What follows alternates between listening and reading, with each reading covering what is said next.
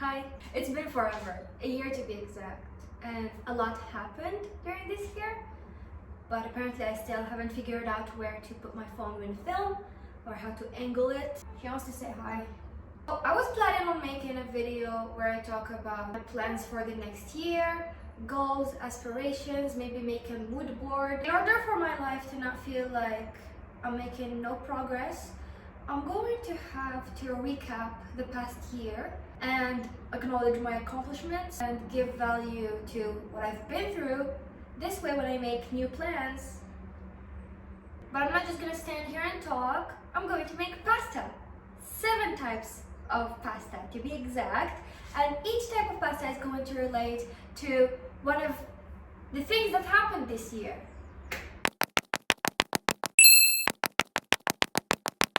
The first pasta we're starting with is lasagna. I should have prepped all the ingredients before I started filming. Okay, so I prepped all the ingredients here. I have my pastas here, and I also changed the angle so you can see kind of what I'm doing when I cook. I'm actually just gonna defrost the chicken first. I don't like meat, so all these recipes are gonna be chicken based. Okay, since we're starting with lasagna has layers. And some layers are meant to be hidden inside. I used to overshare a lot online, especially. That gained me a lot of attention and followers. So it became my go-to for making friends too. If I met someone I like, I would just drop the darkest lore on them. And it did work, which is why I kept doing it. People actually like me for doing that. And although that sense of humor, I wouldn't even call it that now. It's not a sense of humor, it's just exposing yourself. But at the time, sense of humor made me feel funny, included. It also made me feel exposed. Not everyone deserves access to your life. Adds a hue, I like it. Most of the lore I dropped okay, I hate this actually. I hate that I'm calling it lore and lore drop and using these TikTok terms. Because honestly, TikTok is the reason, not TikTok precisely, but TikTok is the reason I and many people are this way. People are gaining notoriety, people are gaining fame, people are gaining money, not me, for exposing themselves. And that's not normal. We have normalized it, but it's not normal. And honestly, I think this was the main reason I stopped making videos. I stopped posting on Instagram and YouTube, because when I was posting about my private life and giving people access to it, I had views, I had validation, and then when I started making videos that don't really show who I really am, because no one is entitled to know who I really am, my views dropped. People started following and they were just not as interested. The reason I stopped that is because it shifted the dynamic. People online started meeting me. I'm not saying I have fans or I have people stalking me, but meeting people outside and them thinking that they know who I am just made it feel so weird to me. It's like I'm seeing this stranger, they're just like a vessel to me, they're just like a human. I know nothing about them, and they know a lot about me, more than what anyone should know about me, honestly. So this year I learned that keeping things to yourself doesn't mean you're fake. What I'm trying to say is that you don't owe anyone your full story. To assemble it, I'm gonna hold this in my hand so you can see. Sauce, lasagna, more sauce, and then cheese sauce. So this is what I'm trying to be for the next year. Chaotic, so I don't lose my sense of self, but intentional, so not everybody gets access to my personal life and to me. The lasagna is in the oven. We can move on to mac and cheese. Alright, so mac and cheese. Mac and cheese to me is like a throwback to childhood. It reminds me of kids, okay? And honestly, when I think about my childhood, what comes to my mind is not being able to relate to people my age at the time. I'm not blaming anyone, but I feel like I haven't experienced what people my age experienced at the time, so I'm always chasing that youth. Which is why I think I find myself more comfortable hanging out with people younger than me. I sound like a creep. I'm not saying younger than me, I'm hanging out with minors, but all my friends are 1 year, 2 years younger than me. This habit, I don't know if I should call it a habit, because it's not like I go seek people younger than me, you know? It just happens. One of the reasons is that I'm pursuing a degree later than I should, and also my fiance, yes, I'm engaged. My fiance is also 2 years younger than me, which did not plan that, I promise. So yeah, I find myself not relating to people younger than me either. So I cannot relate to people who are older or my age because I missed out on my childhood, and I cannot relate to people younger than me because we're not from the same generations. Like, I'll give you like the dumbest example. Snapchat. When I was younger, people my age were using Snapchat, but I was forbidden from social media, so I didn't use Snapchat. And then when I grew up and I started to hang out with younger people, they also use Snapchat.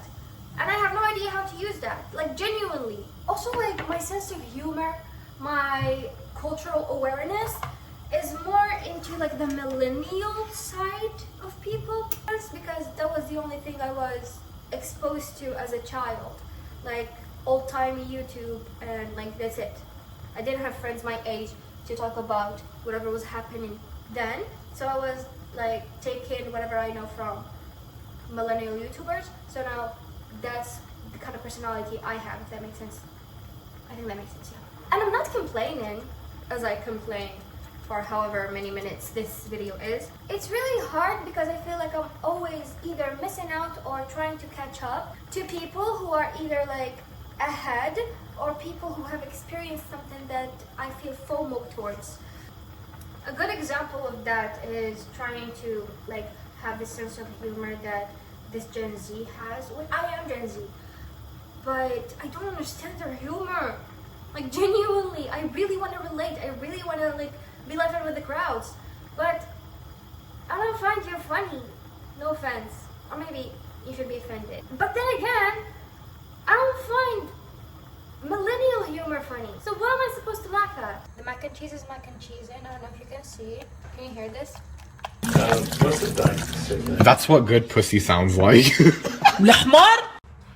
literally lost my train of thoughts of what I was speaking about. If you never had baked mac and cheese, you're missing out. Anyway, I'm missing out on life because I'm trying to catch up. See, I gained it back. Now I have spaghetti bolognese. This dish to me symbolizes losing control, which I need to learn how to do, honestly. I have been a control freak my entire life. And because of that, I find myself taking on more responsibilities that I can handle, rejecting help, which I shouldn't. But the worst thing is that I find myself trying to control people. And I know that I shouldn't be doing that because I hate when I don't have a sense of control, and I hate when people try to control me. But this year, I found myself trying to let go of that leash. Okay, the way I phrase this is a little bit offensive. I'm not saying that I have people on a leash, but sometimes it does feel like that, honestly. I started handing people more responsibility. I started delegating other than doing everything myself. The best example I could give is that for the past 2 years, this one is the third, I have been the delegate of my class, and I have been doing everything myself. Although there's supposed to be 2 delegates, I go to conferences, I go to meetings, I talk to teachers, I talk to students, I collect lessons, I share the lessons, I share the news, all me. But this year, I actually tried to take some of the weight off my shoulders and handed some of the responsibility to my vice delegate. Is it what it's called, a co-delegate? I don't know.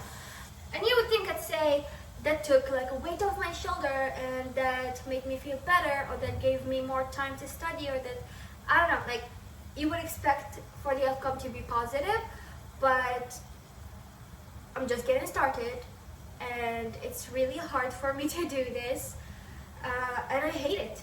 Not gonna lie, I hate it. I feel behind, I feel not caught up, I feel like someone is doing something that I should be doing, I feel unincluded. Although I'm still like the first delegate, I'm just like letting her handle half of the things, so I don't have like a lot of pressure on myself. But I still feel like left out, kind of. I think FOMO is like a big theme in this video. Knowing that people live without like a plan terrifies me. Like, what do you mean? Like, we're going out next week and we're not planning every single thing we're doing, and we're not checking out the menu, and we're not confirming that none of us has cancelled every single day until the day we're going out.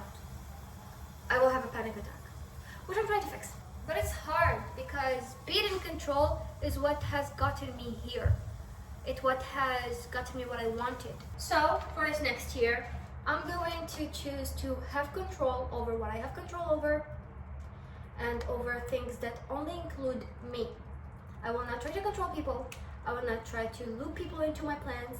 Lasagna soup was really trending this year. And speaking of trends, I crave validation through being perceived as trendy. Like, I really want to be part of the club, but I find it so boring. I tried to like browse Substack and try to write in it, and I just abandoned it within like 2 days. I tried to go on Letterboxd, even though I love movies and I'm really passionate about movies. I find it so boring. What do you mean, like, every time I have to rate the movie?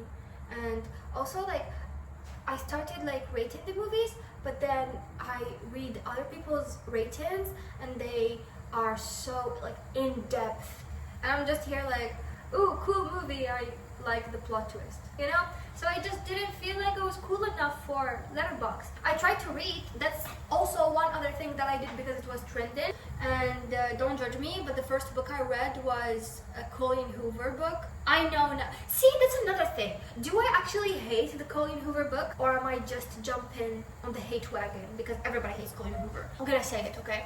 I enjoyed Variety. It was the first book I read, and it was great.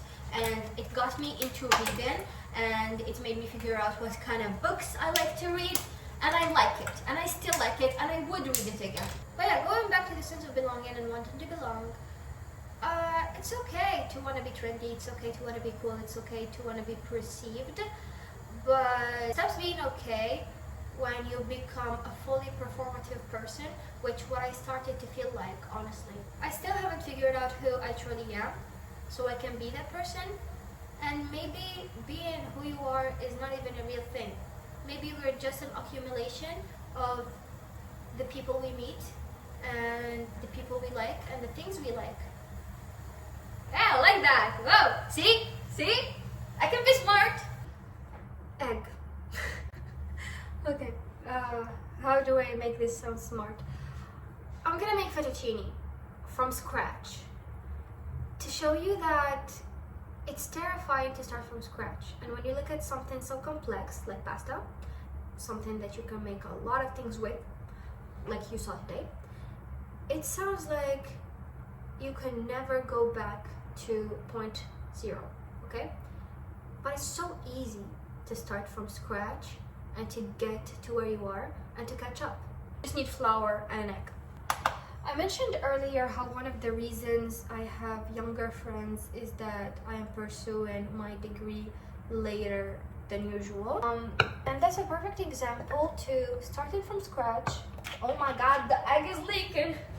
Mishaps could happen. It could be harder than buying boxed pasta or finding something at the ready, or just like accepting what you have at the moment. But the results hopefully is going to be worth it.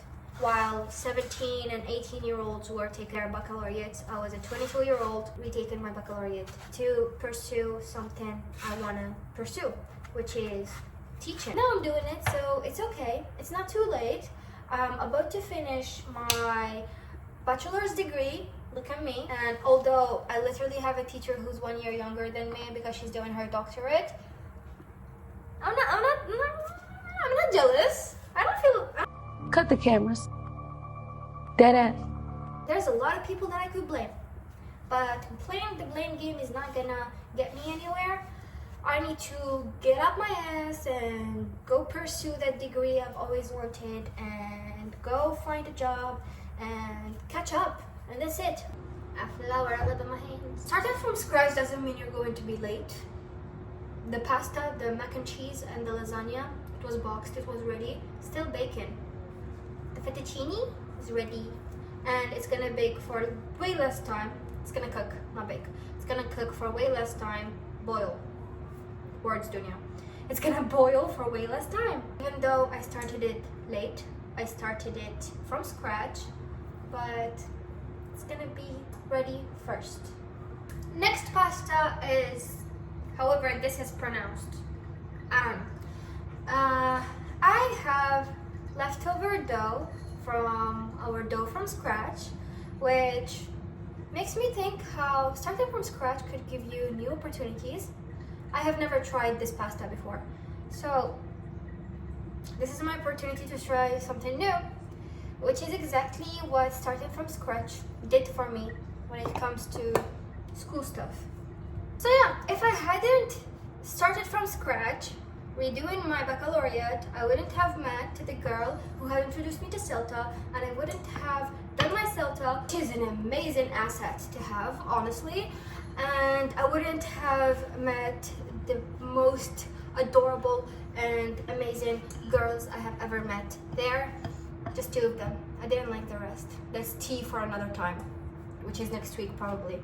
Oh my god, I have so much to complain about when it comes to Celta, but regardless, it's amazing. The degree, not the experience. The experience is good too. Okay, I'm getting off track. All in due time. Next week, you're gonna know everything. The good, the bad, the nasty about Celta. I have so many pastas to boil and so many dishes to wash. This is what they look like. I'm gonna boil them now. They're so cute, they're little pillows. Okay, moving on to the last pasta I'm making. We're making a cold pasta salad. Everything I went through this year truly made me who I am. I wouldn't be the person I am without the person I was, okay? I loved everything I went through this year. I don't want to jinx it, knock on wood, but this was one of the best years so far. And hopefully it's only going to go upwards from here. Hopefully this time I'm going to still make videos and document my life, because I really want to look back to moments like these, and I wish I had documented the past year so I could look back at those moments. I'm gonna stray away from positivity for a second. It's a mess here, so I'm gonna clean it up. I'm gonna plate all the pastas we made and we'll do the outro. Okay, so here are all the pastas we made. The fettuccine, the spaghetti bolognese, the lasagna soup, the mac and cheese, the lasagna, whatever she's called, and the pasta.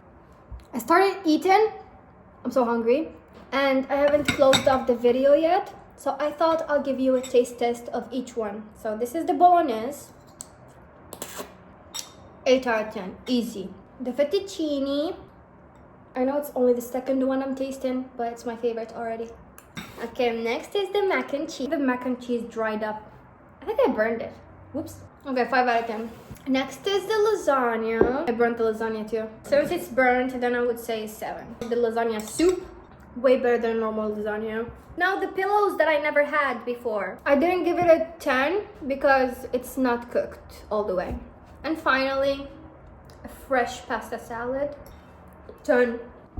There are so many dishes in front of me. I'm so excited to eat, and I hope you enjoyed this video, and maybe the treasure is the pasta we made along the way. That was dumb. Anyway, bye!